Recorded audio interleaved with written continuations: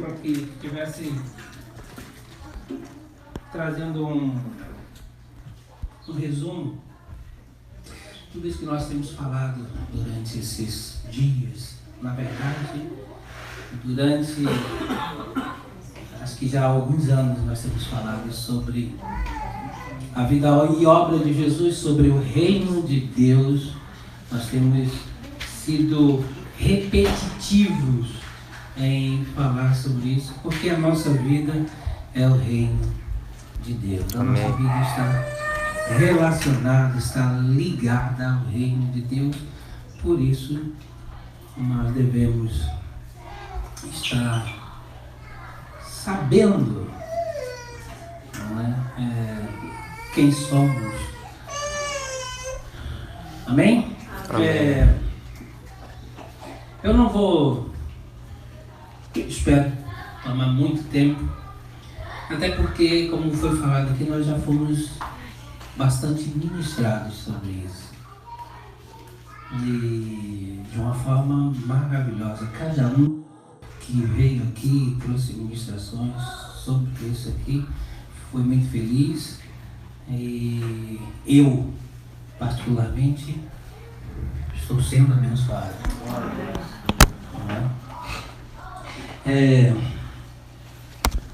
Ao contrário do Everton e do pastor e dos pastores, eu não tenho arquiteto, eu não sou arquiteto.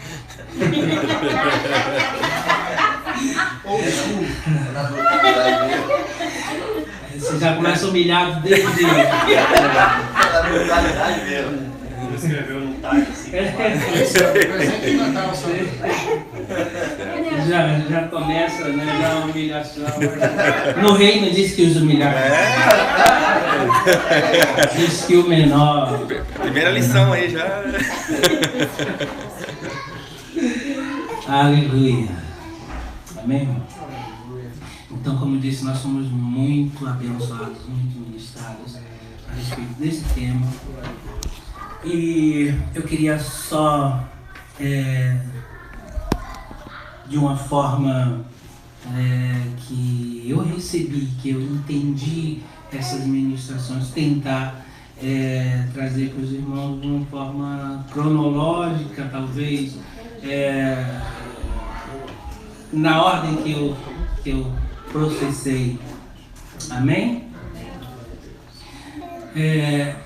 E a ênfase de tudo isso que eu gostaria de colocar para os irmãos é justamente, eu tinha falado isso com o Everton, o pastor, semana passada lá, a questão da identidade. Da identidade, da nossa identidade no reino e da identidade do reino. Amém? Amém. O pastor Jasmine, como foi mencionado ontem, ministrou aqui, foi muito feliz em falar sobre isso, mas vamos para frente. Então a ênfase que eu queria dar é justamente a identidade. Amém? Nós precisamos saber quem somos. Quando nós sabemos quem somos, nós sabemos exatamente o nosso lugar nesse reino. Amém? Então eu gostaria, como o pastor pediu para fazer um resumo, falar um pouquinho do que o pastor falou. O pastor começou falando, depois o Everton falou, depois o Jason falou e o Cláudio falou. E vou tentar sintetizar isso aí. O pastor começou falando sobre a Basileia. Todos lembramos? Quem lembra? Amém. Amém? E o que é a Basileia? Palavra grega, né? Para representação do reino. Uma palavra que, na sua essência, ela vai trazer um significado de domínio, de autoridade, de influência. A Basileia é a influência, a abrangência do reino de Deus em nossas vidas e no mundo. Amém?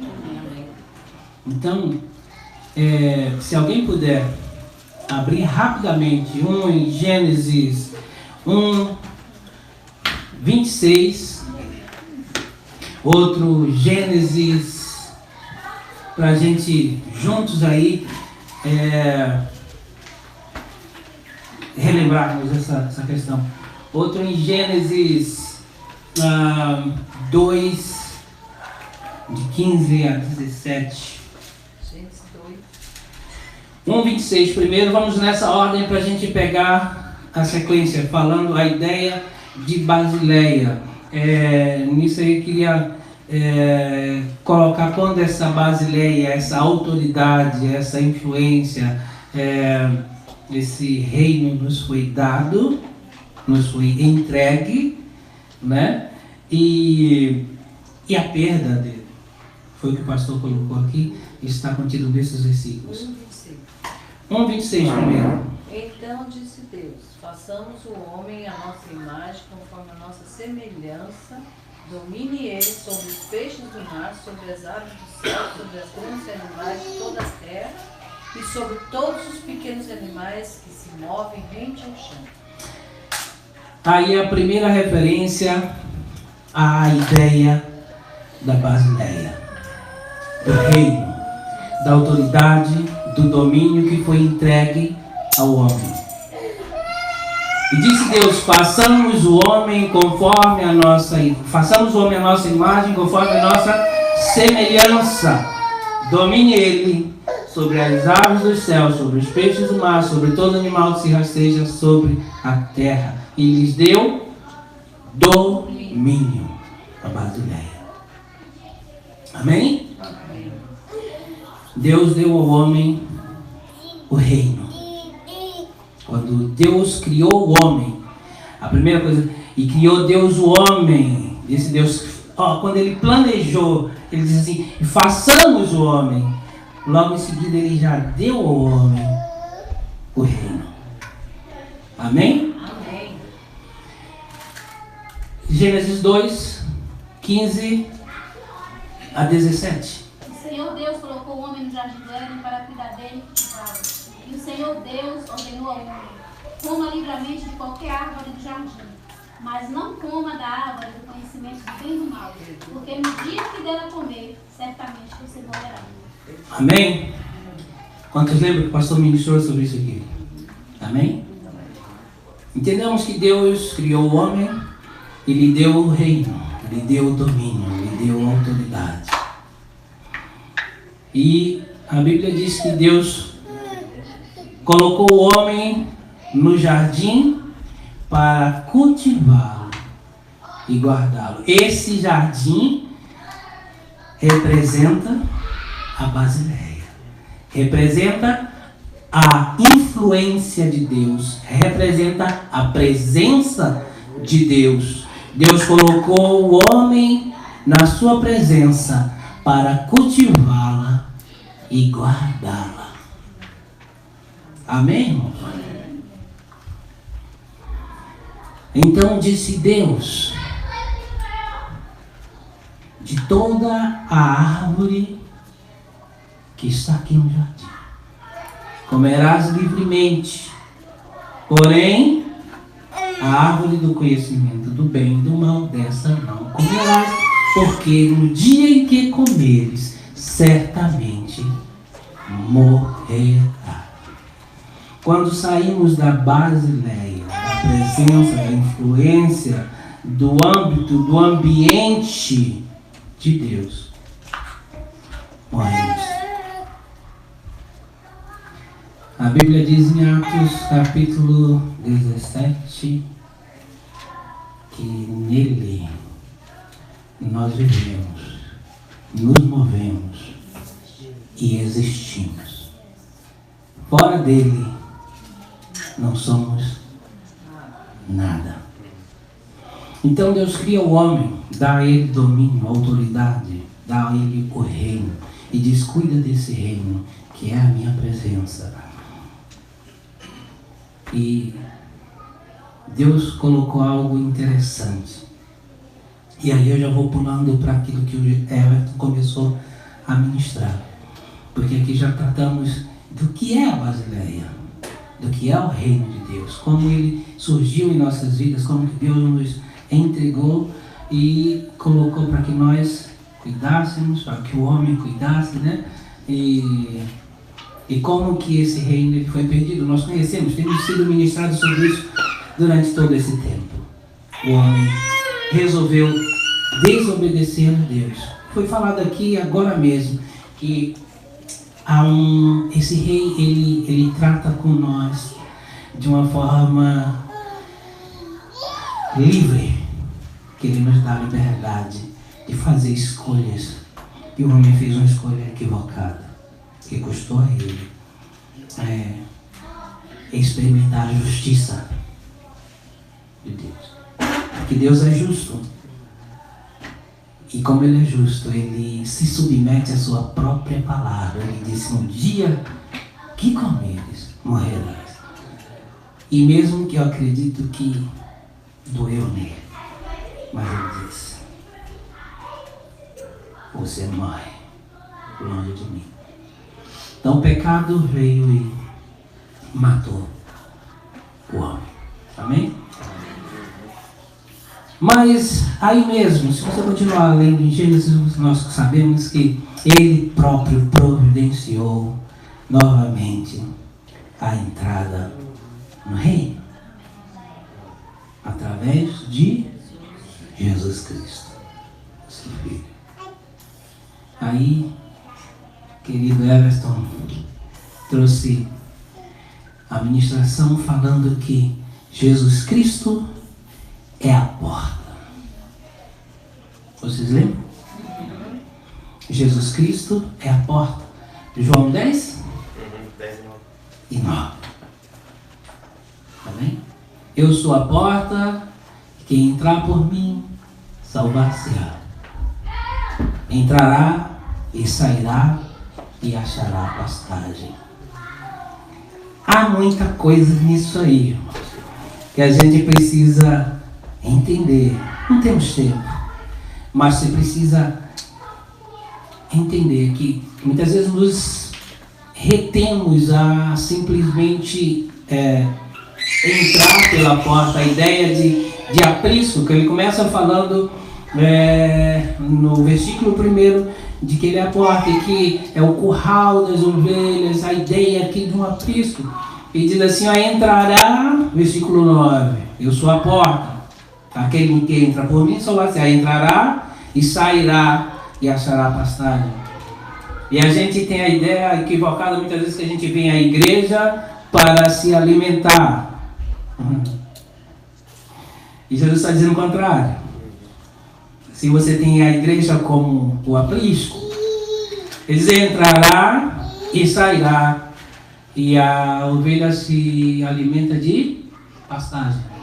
E achará pastagem. Você vai entender isso quando você ler João 4.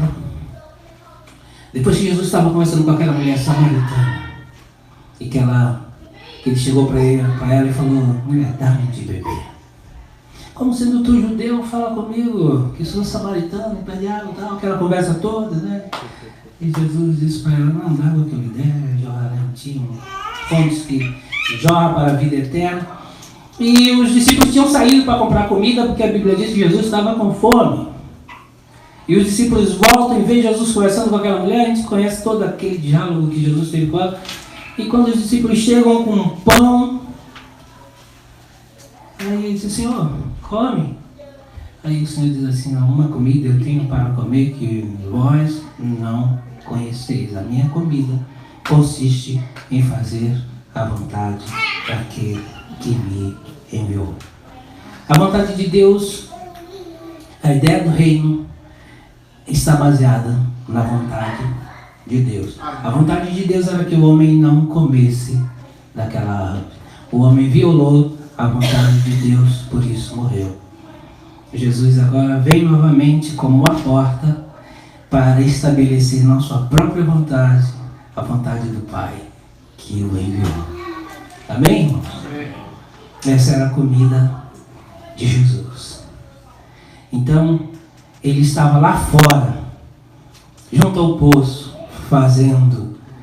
Não a ideia que nós ficamos às vezes entre quatro paredes, pregando para o coral. Amém? nós acharemos pastagem, acharemos satisfação, acharemos o nosso lugar no reino, nesse mecanismo, a partir do momento que nós saímos e falamos a outros. Amém. Como foi falado assim, nós proclamamos o reino de Deus. Amém. Amém? Então a porta do reino, para entrar por essa porta, o que foi falado é que é necessário metanoia, arrependimento. Arrependimento é a única coisa que é requerida para a entrada novamente no reino. Por quê? O que é que aconteceu? O homem pecou quando desobedeceu e saiu da Basileia. O homem precisa de arrependimento para se converter e voltar ao reino. João Batista chegou, como foi falado ontem aqui, e falou: arrependei-vos, pois é chegado a Basileia, é chegado o reino de Deus. Aleluia.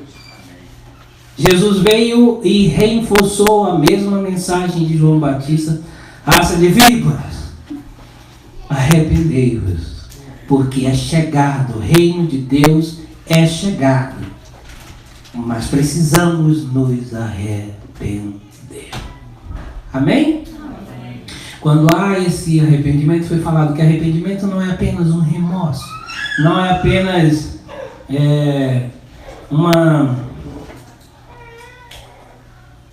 como o pastor até falou ontem aqui, né? Oh, sorry, foi mal, Senhor. E às vezes a gente faz isso com Deus, foi mal, e a gente continua na mesma vida. E isso não é arrependimento. Arrependimento é metanoia, mudança de mente. A psicologia fala que tudo começa com um pensamento, um conceito. E o pensamento gera sentimento, que gera comportamento. Então é assim que funciona nas nossas vidas. A Bíblia diz lá em Romanos 12, né? Rogo-vos, pois, irmãos, versículo 1 e 2, rogo-vos, pois, irmãos, pelas compaixões de Deus, que apresenteis os vossos corpos como sacrifício vivo, santo e agradável a Deus, que é o vosso culto racional. E não vos conformeis com esse mundo, mas transformai-vos pela renovação do vosso entendimento. Ou seja, Everton descreveu muito bem aqui, Romanos 10, onde: e como ouvirão se não há quem pregue? E como pregarão se não forem enviados? A fé é gerada em nossos corações pela pregação, pelas boas novas do reino de Deus. E vem, olha, vocês estavam mortos nos seus pecados, mas agora é chegado. Basta se arrepender, que é chegado o reino. Basileia está de volta. E agora precisamos pegar essa informação e processá-la de uma forma verdadeira, que é o arrependimento, que muda essa forma de pensar. Mudar dessa forma de pensar, você vai sentir diferente. Foi falado isso aqui ontem. E sentindo diferente, você vai agir diferente. Isso é o processo que Deus usa através da fé e da sua graça, como o Everton colocou muito bem aqui, e usou de uma profundidade para falar, trazendo até mesmo do Velho Testamento o exemplo da fé e da graça.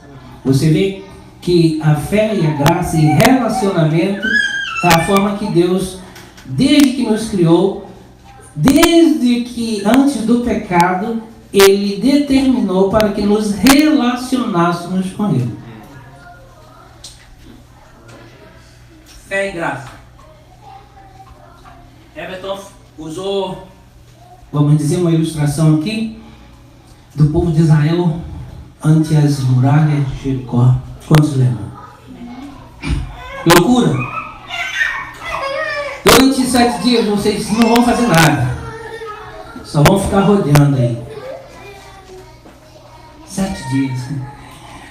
Mas imagine nós nessa empreitada aí. Fico me imaginando. Mas por que esse camarada está mandando a gente rodear isso aqui? Para quê? Que absurdo! Não é assim que nós fazemos? Quando não entendemos. Quando nós não entendemos, nós não conseguimos ver. Nós não conseguimos perceber nada. E às vezes somos profissionais em reclamar. Entende? E aí essas voltas nunca acabam. Mas aí, não fugindo, no sétimo dia vocês gritam fé e graça. Onde está a fé? Onde está a graça nisso aí? Você crê e você faz aquilo que foi mandado, ainda que não está entendendo, não é? E pela graça dele, ele age. Foi falado aqui agora mesmo das misericórdias dele, que não deixa que sejamos consumidos. Você imagina que Deus maravilhoso, ele se relaciona conosco através da fé? Diz assim, acredite, que não só de pão viverá o homem, mas de toda palavra, tudo que Deus te diz, meu filho, acredita. Que é disso aí que você vai viver. Amém? Ai, Jeremias, né? Diz que as misericórdias do Senhor são a causa de nós não sermos consumidos. E as suas misericórdias se renovam a cada manhã sobre as nossas vidas. Aí, o pastor sempre fala e descreve e diferencia a graça e a misericórdia. A gente entende que a graça é o favor imerecido de Deus, aquilo que nós não merecemos e Ele nos dá. E as misericórdias é aquilo que nós merecemos e não recebemos, não é? Nós merecíamos o castigo, nós merecíamos, mas nós não recebemos, por causa dessas misericórdias que se renovam a cada manhã sobre as nossas vidas. Então, entendemos que a porta do reino, que é o próprio Senhor, ele diz assim, eu sou a porta, eu sou a porta. Temos que entrar por ele. A Everton falou de testemunho de pastor e tudo mais que colocaram talvez uma outra alternativa, mas não há. Eu sou o caminho, a verdade e a vida, e ninguém vem ao Pai a não ser por mim. Ninguém vem ao Rei a não ser por mim. Disse Jesus. Amém? Amém. Ok. Aí, essa introdução dada, eu queria, sem mais delongas, eu vou ler alguns textos aqui com você. E eu gostaria que você prestasse muita atenção a esses textos, porque é literalmente um resumo de tudo isso que acabamos de falar. E não são palavras minhas, é a palavra do Senhor Deus. Amém? Eu queria que você abrisse ainda a sua Bíblia. Vamos ler primeiro 2 Coríntios 3, e o versículo 18. É uma passagem que talvez você já leu ou você já escutou muitas vezes e nunca prestou atenção, ou talvez você nunca se contextualizou com essa passagem. E como eu falei, a nossa ênfase aqui agora é a identidade. Identidade. A nossa identidade. Quem nós somos. E aqui eu já estou entrando naquilo que o pastor Jason começou a falar ontem. E ele começou a falar, eu achei legal que ele começou a falar o seguinte: nós não somos qualquer coisa não. Nós não somos pouca coisa não. Nós somos portadores do reino, do nome do nosso grande Rei, do Criador do Universo. Nós, eu e você, nós não somos pouca coisa. Você lembra que nós, quando Deus nos deu o homem que é a Basileia, o reino, ele disse aqui, ele lhes deu a autoridade. Se a gente começar a pensar nisso aí, você vai ver que nós não somos pouca coisa. Quando Jesus veio novamente restaurando esse reino, e que os homens viam Jesus falando, a despeito dos fariseus, dos saduceus e outras religiões que ali haviam, outros grupos religiosos, Jesus vinha falando diferente. Basileia chegou. E eles olharam para Jesus e expressaram: esse homem é diferente. Ele fala como quem tem autoridade. Ele fala como quem tem domínio, poder. Ele nos deu poder. Lucas 12:32 diz: pequeno rebanho, aprove a ele dar-vos o rei. Vamos ler isso aí? Pequeno rebanho, e ele nos chama de filhos. Amém? Antes de ler 2 Coríntios, precisamos entender isso aí. Paulo fala assim lá em 1 Coríntios capítulo 2, versículo 12, ele falou: irmãos, olha, eu quando vim ter convosco, eu não vim com palavras persuasivas de sabedoria humana, mas eu vim com manifestação do Espírito e de poder. Eu trouxe Basileia comigo, eu trouxe o reino de Deus, eu trouxe virtude, eu trouxe autoridade. A palavra de Deus diz, Romanos 1,16, diz o quê? Porque não me envergonho do Evangelho de Cristo, porque é o poder de Deus para a salvação de todo aquele que crê. Aí precisamos da fé e da graça para estarmos inseridos, para estarmos ativos nesse reino. Amém? O que é que fala Lucas aí? Alguém achou? Lucas 12, né? 12:32. Que fala? Não tenha medo, pequeno rebanho, pois foi do agrado do Pai dar. Foi agrado de quem? O pastor enfatizou ontem o que é da graça de Deus é o quê? O nosso? Deus é o quê, irmãos? Pai. Nosso Pai. Sendo Ele nosso Pai, somos seus filhos. E foi falado do relacionamento, da intimidade entre o Pai e o Filho. Como foi falado, Ele determinou que pela fé nós nos relacionássemos com Ele, assim entendendo. Ou seja, ante as muralhas, Deus sempre tratou dessa forma. Foi falado ontem, Ele disse para Abraão: olha, sai dessa terra, do meio dos seus parentes, vai para um lugar que eu te mostrarei. Olha a fé e olha a graça de Deus, porque eu serei contigo. Carregar o seu jugo, né? Eu vou carregar esse jugo com vocês aí. Deus escolheu essa forma para se relacionar conosco, porque Ele é soberano. Precisamos crer e embarcar nessa aventura com Ele.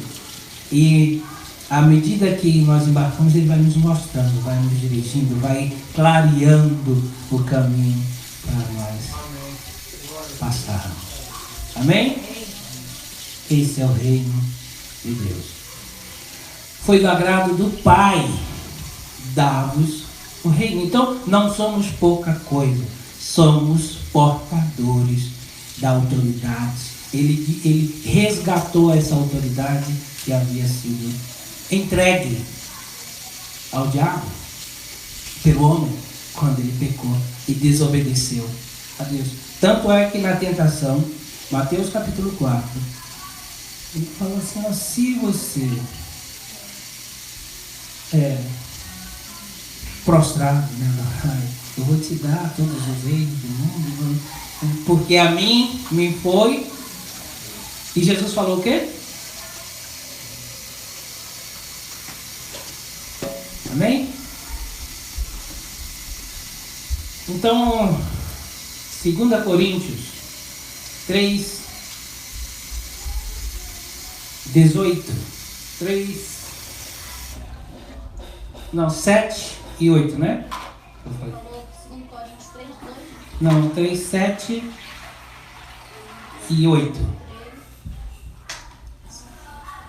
7 e 8. Alguém pode ler? O ministério que trouxe a morte foi gravado com letras em pedra. Mas esse ministério veio com tal glória que os israelitas não podiam conquistar os olhos na face de Moisés por causa do resplendor do seu rosto, ainda que Deus desvanecesse. Não será o ministério do Espírito ainda muito mais glorioso? 2 Coríntios 3, 7 e 8. Qual é? 3? 7 e 8. 2 Coríntios 3, 7 e 3, 8. 7 e 8. Antes que eu tinha falado, 2 Coríntios 3, 18. Qual que é o 18? Deixa eu ver. E todos nós que com a parte Desculpa. descoberta, 3, 18. todos nós que com a parte descoberta, É meu iPad. a glória do Senhor, segundo a sua imagem, estamos sendo transformados com glória cada vez maior, a qual vem do Senhor que é o Espírito. Conexão tá lenta, filho. E todos nós, com os ossos descobertos, o que é que acontece? Refletimos de glória. Está falando de uma dinâmica, de um processo no qual estamos inseridos. Somos filhos de Deus. Vamos ler ainda o capítulo 4 e o versículo 7. É aí mesmo, 2 Coríntios 4, 7. É a sequência desse contexto aí. Mas temos esse tesouro em vasos de barro, para mostrar que este poder, que a tudo excede, provém de Deus, e não de nós. Amém?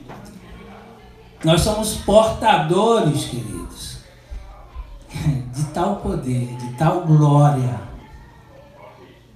E não vem de nós, é dele. Nós somos, como foi falado ontem aqui, representantes dele.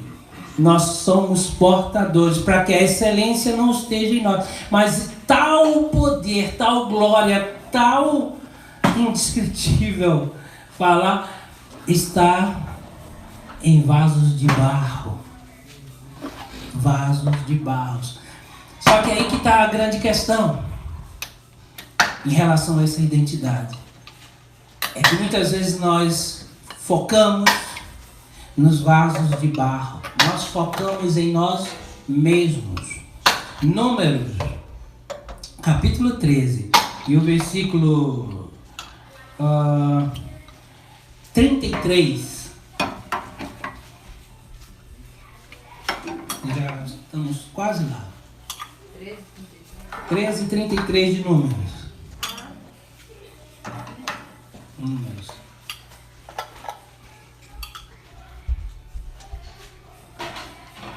Seus filhos serão pastores. Não. Vimos também os gigantes, os descendentes de Enac, diante de quem parecemos gafanhotos a nós e a eles. Aos nossos olhos e aos olhos deles. Todos conhecemos essa história aqui. O povo de Israel tirado do Egito e aquela coisa toda, e chegou diante da terra prometida. Aí eles disseram assim, foram enviados 40, né? Alguns lá espias, e a maioria dos que voltaram, exceto Josué e Caleb, eles disseram assim, olha, a terra é boa, mas é cheia de gigantes, descendentes de Enac estão aí, e somos aos nossos olhos e aos olhos deles. Como que ele sabia que é os olhos dele? O medo, a incredulidade é tamanha que nos leva a ter essa percepção do mundo e de nós mesmos. Então não conseguimos enxergar o reino, não conseguimos entender, não conseguimos viver o reino sem fé. Entendemos que tudo começou com a desobediência. Então a fé ela é baseada na obediência. Quando obedecemos, vem o arrependimento e tudo isso aí está inserido. Amém?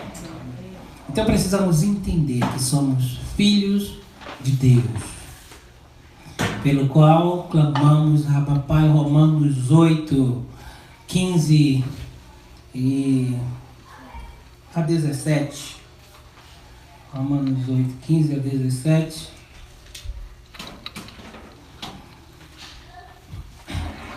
A Bíblia diz: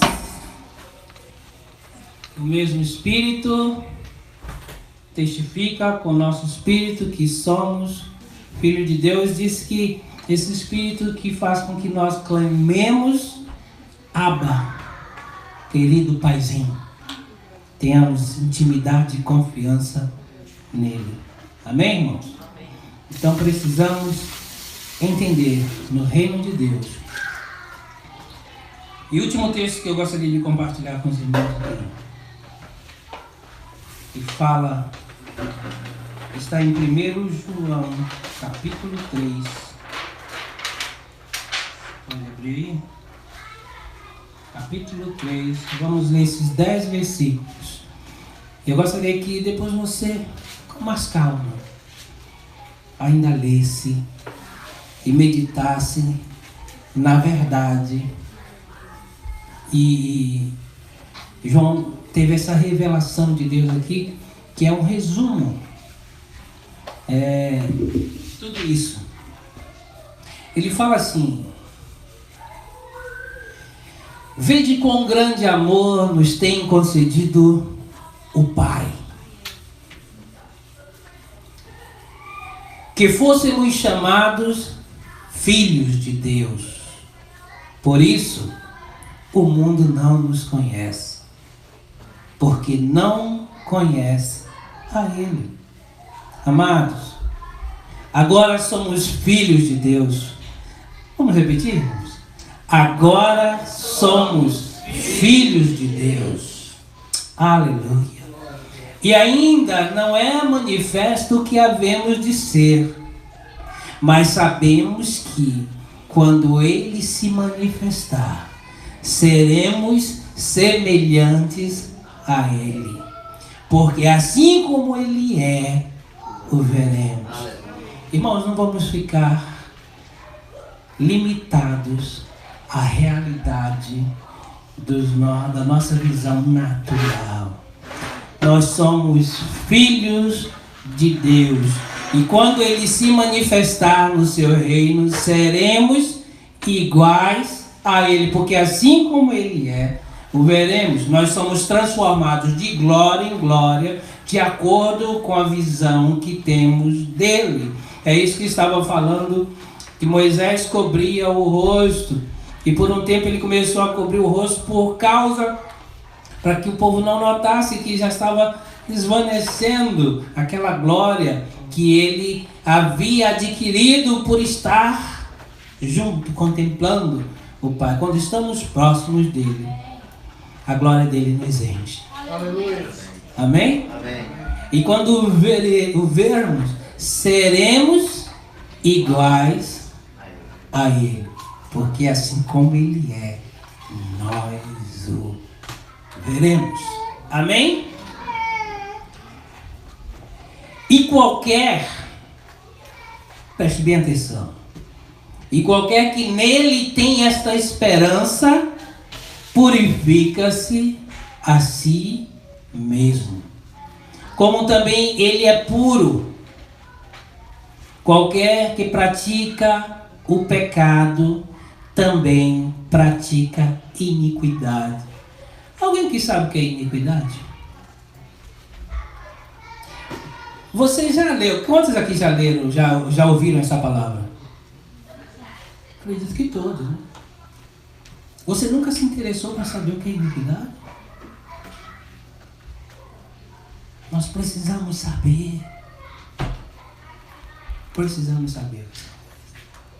Essa coisa se refere a um pecado quanto mais deliberado. Está relacionado à impiedade. Está relacionado com a prática de pecado. Porque todos nós somos pecadores.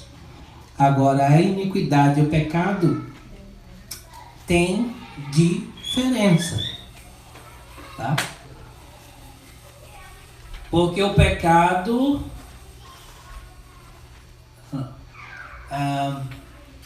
e qualquer que nele tem esta esperança, purifica-se a si mesmo, como também ele é puro. Qualquer que pratica o pecado também pratica iniquidade, porque o pecado é iniquidade. E bem sabeis que ele se manifestou para tirar os nossos pecados. Então, se nós dizemos que estamos nele, que estamos no reino e vivemos no pecado, é uma incoerência. Porque ele se manifestou para tirar os nossos pecados. Como é que se ele se manifestou para tirar os nossos pecados, nós continuamos vivendo no pecado? É algo para nós pensarmos. Amém? E nele não há pecado. Qualquer que permanece nele não vive pecando. Qualquer que vive pecando não o viu nem o conheceu. Se você está na Basileia, se você está no reino de Deus, o pecado vai ser um acidente, como o pastor acabou de falar aqui. Vai ser um acidente. E ele nos perdoa, nos trata, nos limpa, nos direciona para que nos arrependamos e prossigamos para o alvo, que é ele mesmo. Ele é o nosso alvo. Nós precisamos nos tornar iguais a ele. Amém? Filhinhos, ninguém vos engane. Quem pratica justiça é justo, assim como ele é justo. Quem pratica o pecado é do diabo. Isso eu estou dizendo, é a palavra de Deus. Está na sua Bíblia aí. Ninguém vos engane. Quem pratica a justiça é justo. Como foi falado aqui, esse reino não é uma bagunça. É justo. Assim como ele é justo. Ele diz: sede santos, porque eu sou santo. Quem pratica pecado não é dele, é do diabo. Está falando aqui, não é quem peca, não é quem pratica, quem é contumaz, quem é iníquo, quem vive na iniquidade. Ou seja, eu pequei hoje, eu vou continuar pecando, porque Deus é misericordioso, ele vai me perdoar, e papapá, e continua pecando. Deus é misericordioso, nos perdoa sim. Nós precisamos, como foi falado aqui pelo pastor, não tomar em vão a graça de Deus. Amém? É do diabo, porque o diabo vive pecando desde o princípio. Agora ele diz assim, para isto o Filho de Deus se manifestou, para desfazer as obras do diabo. Qualquer que é nascido de Deus não vive na prática do pecado, porque a sua semente permanece nele e não pode viver pecando. Porque a semente de Deus permanece em nós, não podemos viver pecando. O pecado para nós é um acidente. Porque é nascido de Deus, nisto são manifestos os filhos de Deus e os filhos do diabo. Qualquer que não pratica a justiça e não ama seu irmão, não é de Deus. Amém? Então, nós temos um resumo aqui. Vou guardar o meu iPad.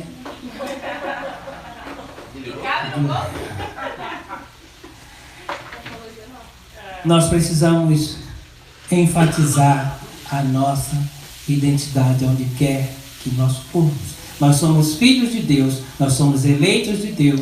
A Bíblia diz lá em 1 Pedro 2,9, né? Vós sois a geração eleita, raça eleita, povo adquirido. Aleluia. Para apregoar as virtudes do reino, daquele que vos tirou das trevas para a sua maravilhosa luz. É isso que nós somos, portadores do reino de Deus. Não deixe as circunstâncias, o próprio pecado que tão de perto nos rodeia, nos dizer o contrário. Nós temos valor, porque ele disse assim: não fostes vós quem escolheste a mim, pelo contrário, eu vos escolhi a vós e vos nomeei. Ele é soberano, ele nos conhece melhor do que nós mesmos. Então não vamos olhar como os filhos de Israel para nós mesmos e dizer assim: eu sou tão miserável, tão pecador, tão pequeno, mas ele te escolheu e te nomeou. Amém? Amém. Então, esse é um pouco... Eu não dormi essa noite e estava lá escutando a bebê chorando, e eu estava ali orando por ela também, e escutando o pai também falando comigo, e me trazendo o coração essa pequena meditação, esse pequeno resumo do reino, de quem nós somos. Precisamos firmar a nossa identidade, porque o nosso inimigo não está brincando, ele é tão audacioso que ele tentou colocar o próprio Senhor Jesus, a identidade dele à prova. Olha o cenário, irmãos. Jesus Cristo vai ao encontro de João Batista, que estava batizando no Rio Jordão. Daí, o Batista diz: olha aí, ó, eis o Cordeiro de Deus que tira o pecado do mundo, né? Esse é o que eu falava a respeito, do qual não sou digno de desatar as suas alpacas, as suas sandálias. Esse que vem depois de mim é mais poderoso do que eu. Ele vos batizará com o Espírito Santo e com fogo. E aí todo mundo viu a pomba repousando sobre Jesus Cristo, o Espírito Santo, e ouviram uma voz do céu que dizia assim: esse é o meu filho amado. Aleluia. Deus falou: esse é o meu filho amado, em quem eu tenho prazer. A ele seguir. O Deus falou a respeito de Jesus. O que é que acontece logo em seguida? Aí Jesus é conduzido pelo Espírito Santo ao deserto para ser tentado pelo diabo. E que aqui o diabo falou assim, e Jesus diz que depois de 40 dias ele teve. E aí diz o quê? O diabo se aproxima, assim como ele fez com Eva, foi falado aqui, né? Aí chegou e... ó, se tu és o filho de Deus, pedras se transforma em pão. Como é que é isso aí? O próprio Deus havia falado. Aí Jesus diz assim: não só de pão viverá o homem, mas de toda palavra que procede da boca de Deus. Jesus está ensinando para nós, sabe o quê? Precisamos ter fé, precisamos crer. O segundo Adão, Jesus Cristo, está dizendo assim: precisas crer, não igual o primeiro Adão, que não creu quando Deus falou assim: se comer vai morrer. Aí ele diz assim: não só de pão viverá, mas do que ele fala. Ele falou, e eu creio no que o Pai falou. Não adianta você me dizer que eu não sou filho, porque ele me falou que eu sou filho, e ele está te falando que você é filho de Deus. Amém? Deus abençoe. Amém.